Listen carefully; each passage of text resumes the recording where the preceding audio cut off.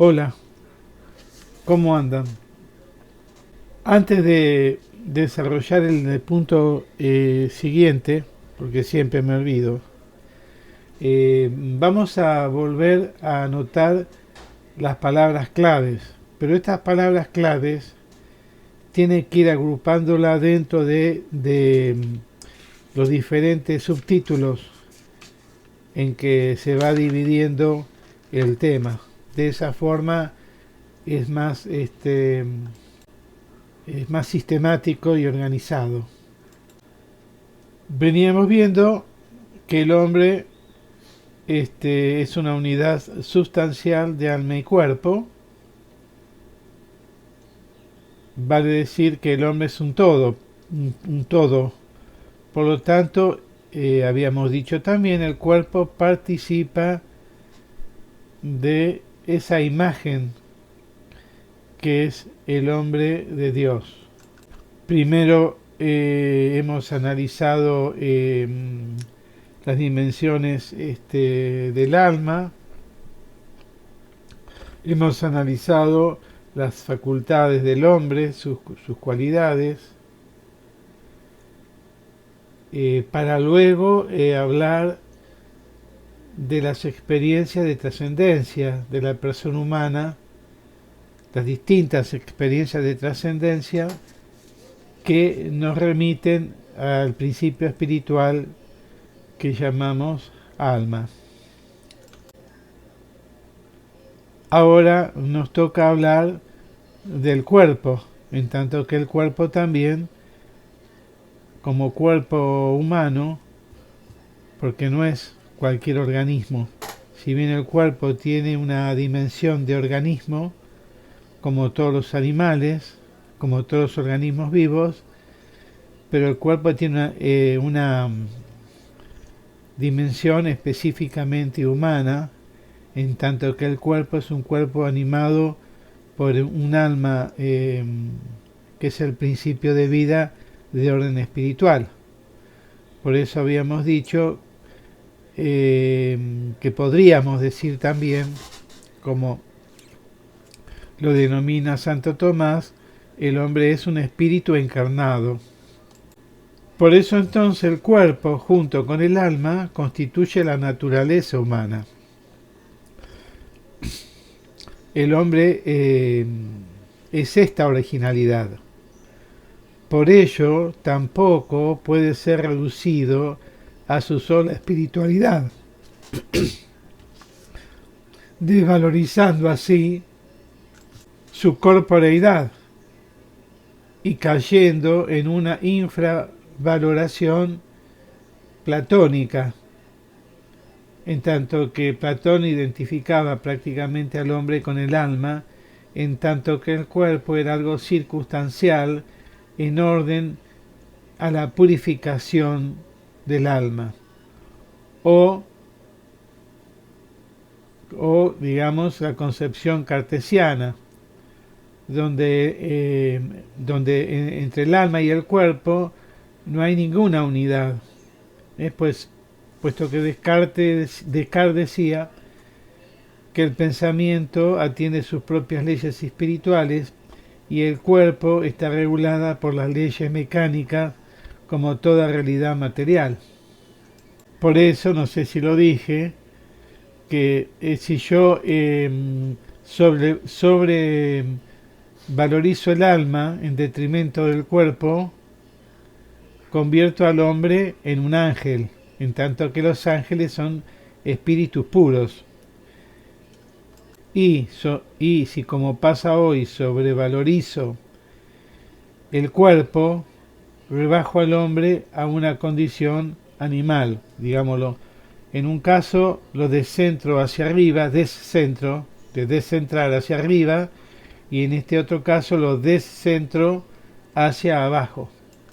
El alma entonces y sus funciones no se realizan sino en la mediación del cuerpo, podríamos decir. Por eso, como ya les había dicho recién, viene bien la definición de Santo Tomás de Aquino como un espíritu encarnado. podríamos decir que desde cierta perspectiva el cuerpo es un cuerpo espiritualizado, que está en la órbita del espíritu. Por lo que venimos diciendo entonces, hasta los actos más sublimes no se realizan sin la mediación del cuerpo. Es que el cuerpo, como habíamos dicho, no es cualquier organismo, sino es cuerpo humano. No es simplemente un organismo vivo que posee las capacidades para ser vivificado por un alma. De esta manera decimos, entonces, que el cuerpo, como cuerpo humano, es el cuerpo de una persona humana. Y por lo tanto, también decimos que está elevado a la condición personal del hombre. Personal y humana. Por ejemplo, el hombre tiene mano, o la mano, que es muy diferente de la garra en el caso del animal, ¿no? Está en el nivel de la persona y está al servicio de su tarea humanizante, en la cultura, en la solidaridad, en la ayuda, en el trabajo, etc. Por ejemplo, las películas de ciencia ficción que nos presentan los seres extraterrestres inteligentes e inclusive superiores e inteligentes que el hombre y que tienen un cuerpo monstruoso. Tienen dificultades para caminar, porque en realidad más bien tienen patas y no piernas. O las manos, que son más bien garras, con 3 dedos, y en realidad no está este cuerpo en armonía con la inteligencia. Indudablemente impediría manejar, por ejemplo, una computadora o escribir, etc. Por eso la diferencia, ¿no es cierto?, entre la mano y la garra de cualquier animal, porque la mano entra dentro de esta tarea humanizante de la que hablamos recién. En este caso podríamos decir entonces que el cuerpo está a la altura de un ser inteligente y libre como es el hombre. También otro ejemplo es que el cuerpo también se expresa como lenguaje, el cuerpo como lenguaje. Debido a las virtualidades del cuerpo humano, este puede dar lugar a un lenguaje corporal, como es la danza, la expresión artística, etc. Y también, al ser cuerpo humano, el cuerpo de una persona humana tiene un nivel educable a través de la gimnasia, el ejercicio, el deporte, etc. ¿Qué lugar entonces, podríamos decir así, ocupa el cuerpo en esta unidad con el alma? Bueno, en primer lugar podríamos afirmar que el cuerpo es principio de conocimiento. ¿Por qué? Bueno, porque en tanto que a partir de los sentidos corporales el hombre puede conocer. El conocimiento sensible es la base a partir de la cual la inteligencia puede elevarse hacia el conocimiento de tipo racional, también universal e inmaterial, propio de la persona humana y que da lugar a la cultura, al desarrollo de la cultura. Así también, por medio de los sentidos del cuerpo, el hombre capta los bienes sensibles, bienes que a partir de los cuales experimenta frente a ellos la fragilidad y por lo tanto la insatisfacción, porque son bienes, ¿no es cierto?, transitorios y frágiles, contingentes. Y a partir de ellos, entonces, de estos bienes sensibles que no pueden satisfacer el hombre, éste se eleva en la búsqueda del bien absoluto que es Dios. También el cuerpo es principio de materialidad.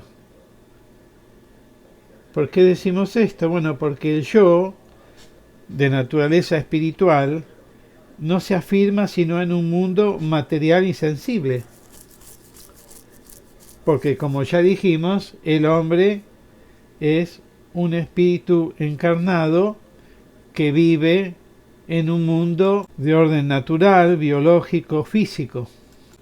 Mundo al cual está llamado a dominarlo, a transformarlo, teniendo presente, por supuesto, siempre que el hombre es hermano de la naturaleza porque también es naturaleza y participa de ella.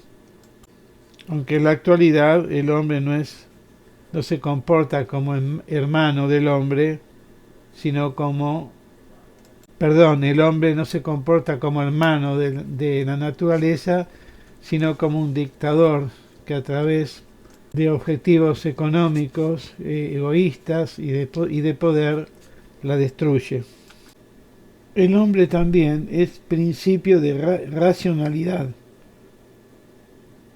de relacionalidad y por lo tanto también de donación, en tanto que los sentimientos más interiores y puros y nobles no pueden sino puros y nobles, digamos, espirituales, no pueden sino realizarse a través de la mediación del cuerpo. Por ejemplo, el sentimiento de caridad.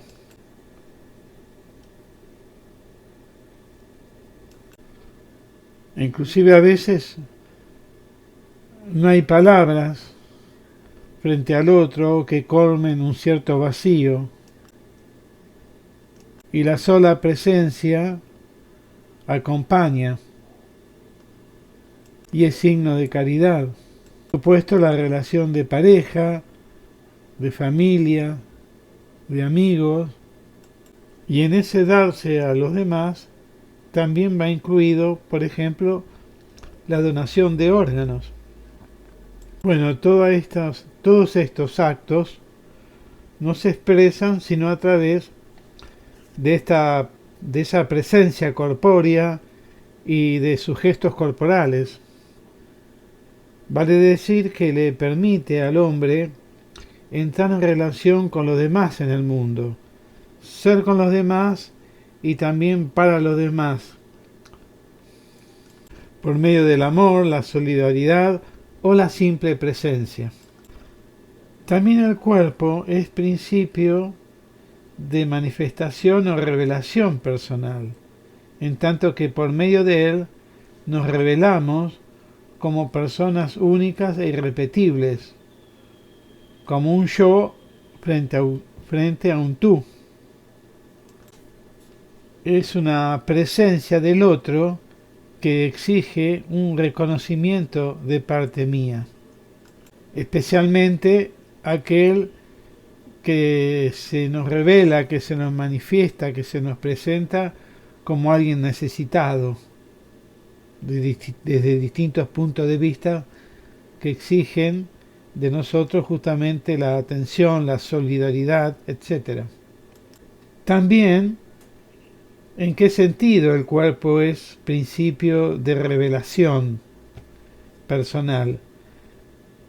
Porque el cuerpo trasunta la indisolubilidad y la irrepetibilidad de la persona, porque no hay un cuerpo igual a otros.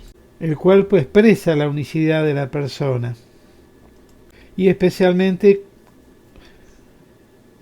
podríamos decir el rostro. el rostro y, como dicen los filósofos,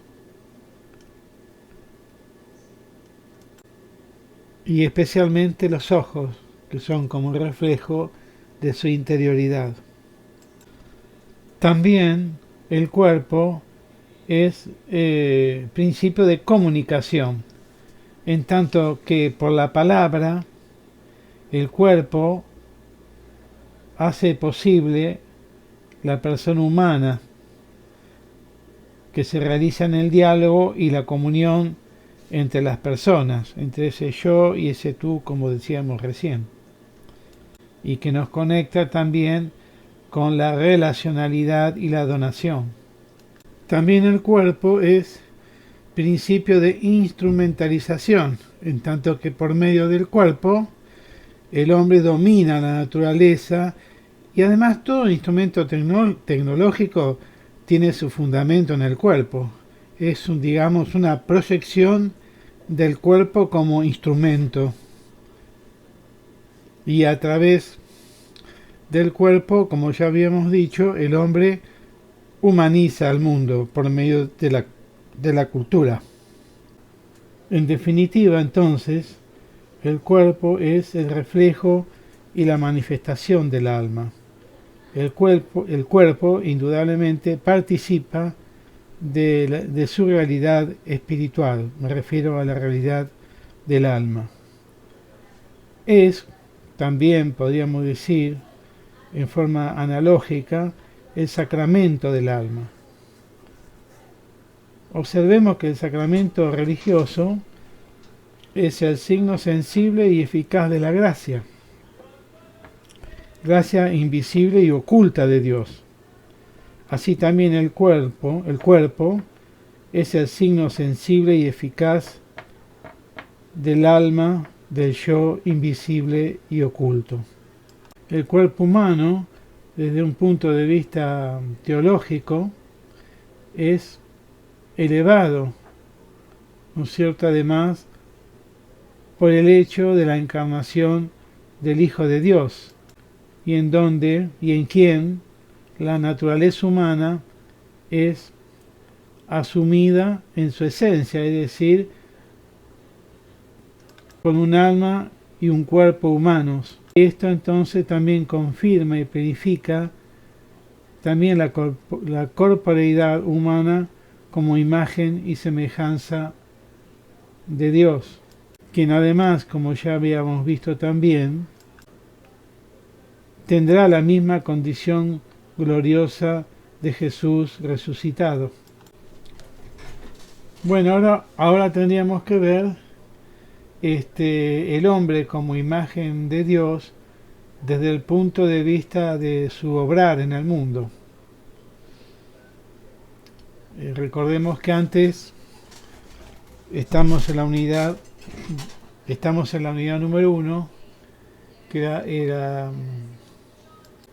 hace referencia a la dignidad de la persona humana, y habíamos hablado entonces del hombre como imagen y semejanza de Dios, porque de ahí surge todo lo que el hombre es y hace. Y habíamos abierto, digamos, la primera parte de esta unidad, el hombre, imagen y semejanza divina desde el punto de vista de su esencia. Ahora, en una segunda parte, hablamos del hombre como imagen de Dios, como dijimos recién, desde el punto de vista de su obrar en el mundo. Y en primer lugar tenemos, digamos, el dominio soberano sobre el mundo. Como sabemos, Dios llama al hombre a multiplicarse y dominar la creación, como nos dice el Génesis, el primer capítulo, y el artículo 27 y subsiguientes. Y Dios creó al hombre a su imagen, lo creó a imagen de Dios, lo creó varón y mujer, y los bendijo diciéndoles: sean fecundos, multiplíquense, llenen la tierra y sométanla, dominen a los peces del mar, a las aves del cielo y a todos los vivientes que se mueven sobre la tierra. La Sagrada Escritura nos dice entonces también que el hombre realiza su semejanza divina a través del dominio de la creación. De esta manera, el hombre, como imagen de Dios, está llamado a participar de la soberanía y el poder de Dios sobre la creación, pero a manera de administrador y no de dueño absoluto como lo quiso hacer Adán. Dios será como el lugarteniente de Dios, signo de alteza, y como tal es una persona libre, dotada de espíritu. En esto también reside la imagen y semejanza que el hombre es respecto de Dios. El Salmo 8 también hace referencia a esto. Y a partir del versículo 4 dice lo siguiente: al ver el cielo, obra de tus dedos, la luna y las estrellas que has creado, ¿qué es el hombre para que te acuerdes de él, el ser humano para que cuides de él? Lo hiciste apenas inferior a un dios, coronándolo de gloria y esplendor. Le diste el poder sobre la obra de tus manos, todo lo pusiste bajo sus pies. Rebaños y ganados todos juntos, y aun las bestias salvajes, los pájaros del cielo, los peces del mar, y todo cuanto surca la senda de los mares. Señor Dios nuestro, que admirable es tu nombre en toda la tierra.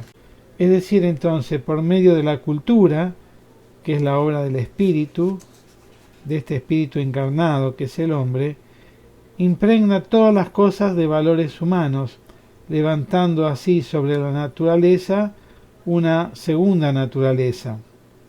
El mundo humano es el mundo de la cultura, pero el hombre, más allá de todo dominio, debe siempre mantener la relación con la naturaleza como co-criatura, y en tanto que él también es criatura junto con ella, y más, tiene la responsabilidad de cuidarla y guardarla. Justamente en la encíclica Laudato Si, donde el Papa Francisco habla sobre la cuestión ecológica, en el capítulo del Evangelio de la creación, decía lo siguiente, que el relato de la creación, dice el Papa, es central para reflexionar sobre la relación entre el ser humano y las demás criaturas, y sobre cómo el pecado rompe el equilibrio de toda la creación en su conjunto. Por eso sabemos que al rechazar a Dios, Adán pierde la justicia original, es decir, esa armonía del hombre consigo mismo, del hombre con la mujer y con el resto de la creación.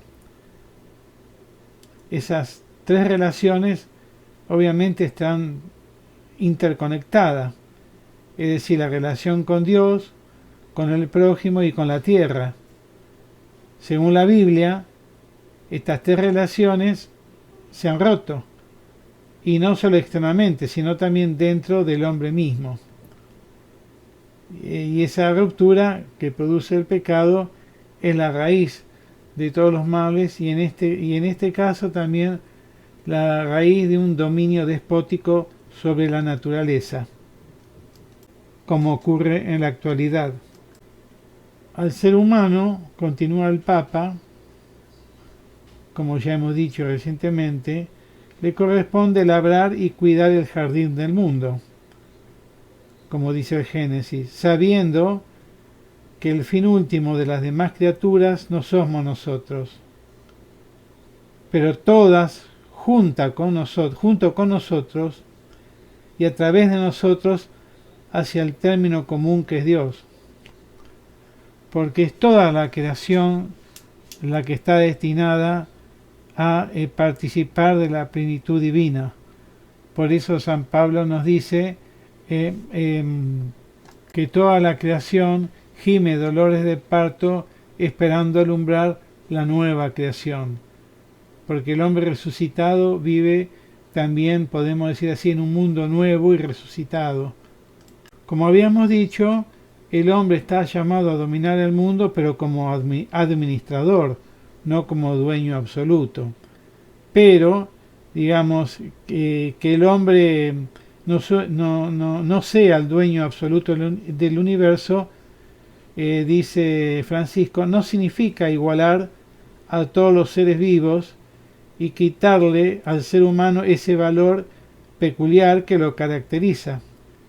Tampoco supone una divinización de la tierra, como muchos hoy proponen, que nos privaría del llamado a colaborar con ella y a proteger su fragilidad. Por eso, en esta perspectiva de lo que estamos diciendo, todo ensañamiento con cualquier criatura es evidentemente contraria a la dignidad humana.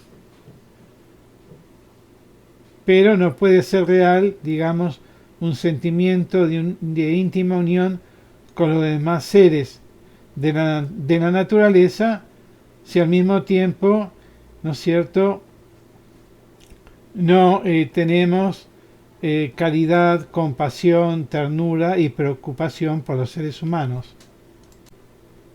Y entonces el Papa habla de asumir una conciencia de comunión universal y dice, creados por el mismo Padre, todos los seres del universo estamos unidos por lazos invisibles y conformamos una especie de familia universal que nos mueve, dice más adelante, a un respeto sagrado, cariñoso y humilde. Por eso decíamos que el hombre es criatura y por lo tanto hermano de toda la creación. Ahora decimos también que el hombre como imagen y semejanza de Dios también lo es, desde el punto de vista del obrar. Recién acabamos de reflexionar del hombre como imagen de Dios desde el punto de vista del obrar, en cuanto a que el hombre tiene la capacidad de dominio en relación con el mundo y con las cosas, aunque lo tiene no de una forma absoluta, que eso le corresponde, y soberana, porque eso le corresponde a Dios, sino como administrador. Ahora decimos que también el hombre, desde el punto de vista del obrar, es también imagen de Dios desde el punto de vista del amor trinitario. Hay que entender que la relación con el mundo, en ese dominio del cual hablábamos, no es una relación primordial, sino que esta relación primordial y de la que depende la relación con el mundo es la relación con el otro, con los demás. Y a partir de aquí, en esta relación con el otro, se cualifica la relación con el mundo de las cosas. Es decir, lo que llamamos la relación con los demás y para los demás. En esto seguiremos al filósofo, al pensador Gebet, belga, en su libro El problema del hombre. Gebet nos dice, en este sentido, que el ser con los demás y para los demás pertenece al núcleo mismo de la existencia humana. Luego va a decir también que es, digamos, o mejor dicho, esta relación pertenece es constitutiva propia de la esencia humana. Este ser con los demás, en su significado más profundo, ¿qué implica? Que el hombre nunca está solo, sino que su existencia es una existencia que está permanentemente orientada a la comunión con los demás. Y esta comunión con los demás en el mundo, ¿a qué nos remite? Nos remite a la construcción, nos invita, ¿no es cierto? Nos lleva a la construcción de un mundo más humano, a partir del cual la relación con el mundo adquiere su sentido más pleno. Decíamos anteriormente que la relación con el mundo, en esa relación de dominio, no era algo primordial. Decimos ahora entonces que la relación con el mundo está mediatizado por la comunión con los demás. Es decir, esta relación con el mundo tiene su fundamento y su fin en la comunión con los demás, en la cual se va desarrollando el hombre plenamente, de forma plenamente humana. E incluso entonces, ¿qué decimos? Que la familiaridad de las cosas, como dice este autor, no se realiza sino en el contacto con los demás, que viven en esa cultura. ¿Y esto por qué? Nos dice este autor. Porque el dominio cultural y técnico del mundo, con las distintas actitudes y prácticas que lo acompañan, está estrechamente ligada al contacto con los demás que viven en medio de esa cultura, porque los productos mismos de la cultura son el mejor testimonio de las investigaciones y de la colaboración a lo largo de los siglos. Por ejemplo, algo tan elemental como el pan no puede entenderse fuera de una cultura y una cultura muy larga. Es decir, recoger el grano, habituarse a comerlo, dice nuestro autor, inventar los procesos de fermentación, practicar la agricultura, inventar un método para machacar el grano, el uso del fuego, un horno, etc. Toda producción técnica y transformación del mundo, por lo tanto, es una empresa de tipo colectiva.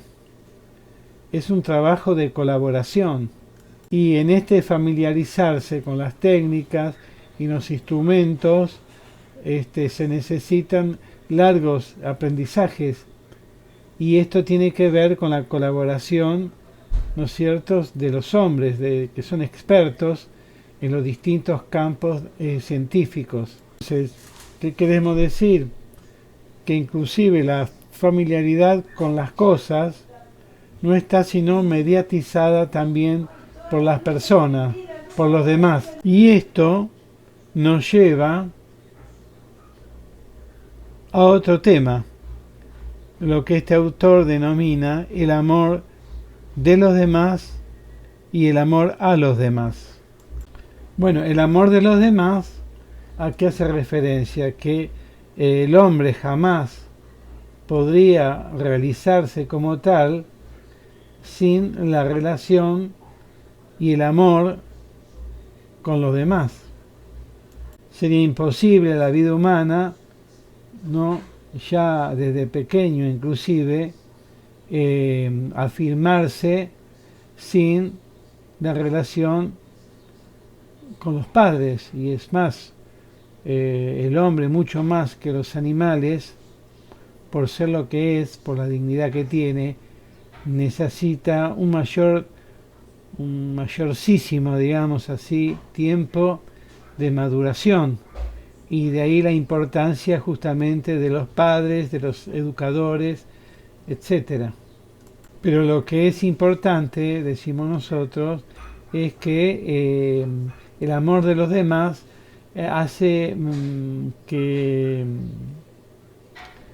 yo sea reconocido en mi dignidad como persona humana. Los males, cuántas desviaciones psicológicas que hay, psíquicas, cuando yo o cuando el niño o el joven no es reconocido por el otro, especialmente por sus padres, pero también no es reconocido por el otro a nivel cultural, a nivel social, económico, etc. Es decir, que el amor de los demás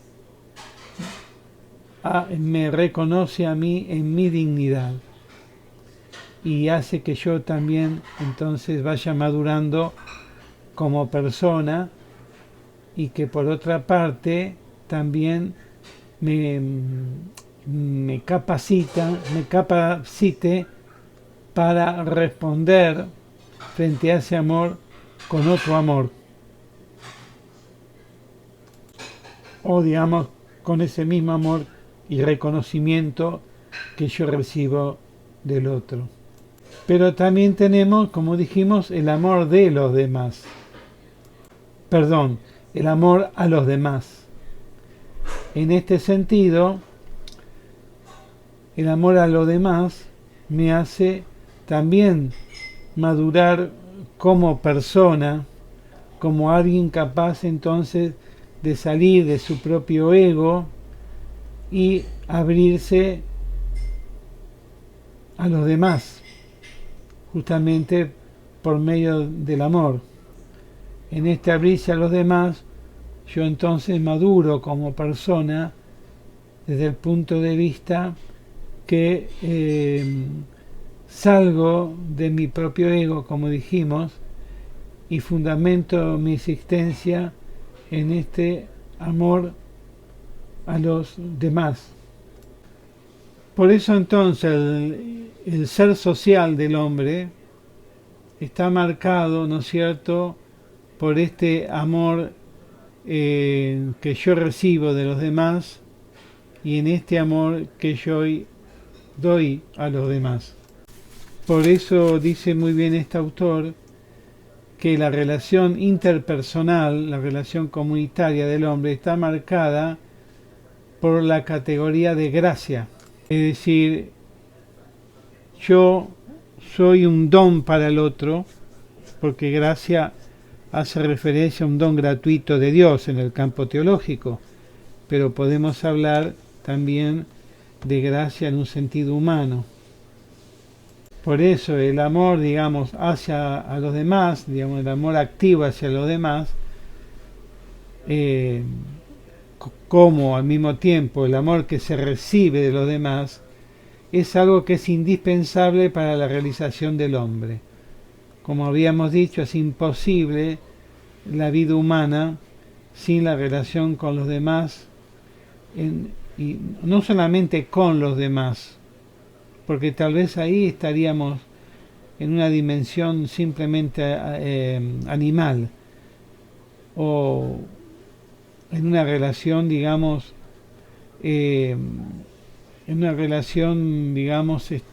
con las cosas, o entre las cosas, mejor dicho, sino que lo que cualifica la comunión del hombre es el vivir para los demás. Por lo tanto, cuando el hombre es egoísta, ¿no es cierto?, es individualista, no tiene en cuenta el sufrimiento de los demás o al otro en diferentes dimensiones, está actuando en contra de su propia naturaleza y en contra de la estructura esencial de la vida humana, lo que hace humana a las cosas. Y es lo que la historia del hombre, por otra parte, nos muestra permanentemente. Eso, yo con respecto a los demás y los demás con respecto a mí, también implica un don de Dios desde un punto de vista simplemente humano. Por eso el autor dice muy bien que la relación interpersonal está fundada en la categoría de gracia. Y termina diciendo, como consecuencia de todo esto, que la relación con la otra persona es una dimensión constitutiva del hombre, es decir, de su misma naturaleza. Es decir, no podemos entender al hombre sino en esta dimensión, digamos así, cualitativamente relacional. Pero ¿por qué? Nos podemos preguntar y nos debemos preguntar, el hombre tiene esta natural constitución, ¿no es cierto?, en que está llamado a vivir en el amor, esta dimensión constitutiva, esencial del hombre. Bueno, porque está hecho justamente a imagen y semejanza de Dios. Pero ahora decimos que cuando decimos esto, decimos a imagen y semejanza de Dios uno y trino, porque el hombre, como Dios, es un ser relacional. No. ¿Por qué decimos que el hombre como Dios es un ser relacional? Bueno, porque Dios, ¿no es cierto?, es un solo Dios, pero una íntima comunión de vida en el amor. Acordándonos del primer año, si bien las personas divinas son realmente distintas entre sí, pero están relacionadas la una a la otra.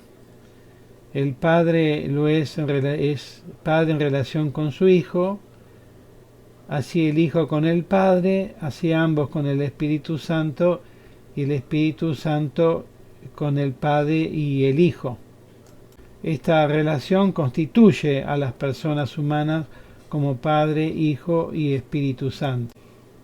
Por eso San Juan nos da la definición de Dios, que Dios es amor, es decir, en su más íntima esencia, Dios es amor.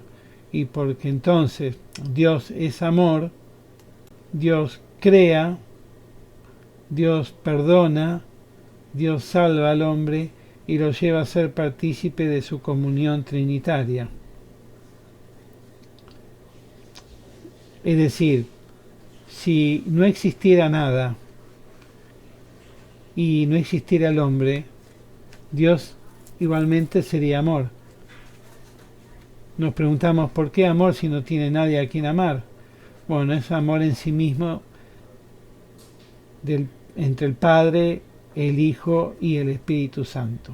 Entonces decimos que el hombre es imagen de Dios desde el punto de vista del obrar en cuanto al amor trinitario, en tanto que el hombre el hombre al ser imagen de Dios, solamente puede vivir en este amor hacia los demás y el amor que proviene de los demás.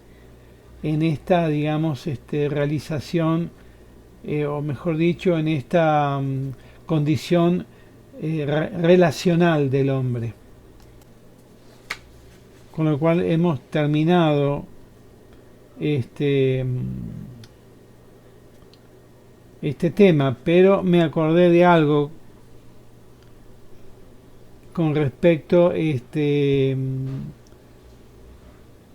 cuando desarrollamos el tema de la corporeidad, es decir, una referencia a algo que no lo dije y que me acordé que, bueno, lo digo ahora. Esto es en relación con el cuerpo del hombre. Y cuando hablaba yo de la dignidad del cuerpo humano, en tanto que también el hombre como cuerpo humano en su corporeidad es imagen y semejanza de Dios. Bueno, esa imagen yo había dicho, es elevada por el hecho de que el Hijo de Dios asume la naturaleza humana y asume la carnalidad humana, es decir, junto con el alma también el cuerpo humano. Y está elevado también por su resurrección, en tanto que el cuerpo está destinado a ser glorificado como Jesús al fin de los tiempos. Pero también les quería hacer recordar que la dignidad del cuerpo humano como imagen y semejanza de Dios está elevado por el hecho de que el hombre a partir del bautismo es templo del Espíritu Santo. Su cuerpo, dice San Pablo, hablando de cuidar el cuerpo y de no pecar en el orden corporal y carnal, hay que tenerlo en cuenta en tanto que el cuerpo, dice, ¿no sabían ustedes que sus cuerpos son templos del Espíritu Santo? Y además, bueno, ahora me volví a acordar, cuando yo dije que estaba el cuerpo elevado en su dignidad por la encarnación, es que tenemos que tener presente también lo siguiente. Jesucristo vuelve luego de su resurrección, en su ascensión, vuelve al seno de la Santísima Trinidad. Por eso, como dice el credo, está sentado a la derecha de Dios Padre. ¿Y cómo está Jesucristo ahí junto a la Santísima Trinidad? ¿Se despojó él una vez que resucitó de su cuerpo? No. Jesús está ahí también con con su cuerpo glorioso. ¿Por qué? Porque Jesucristo asumió la corporeidad humana y la asumió para siempre, y así está junto al Padre y al Espíritu Santo. Esto quería hacerle recordar, que lo debemos introducir en el tema de la imagen del hombre, en la parte, digamos, de la finalización del cuerpo como imagen y semejanza de Dios.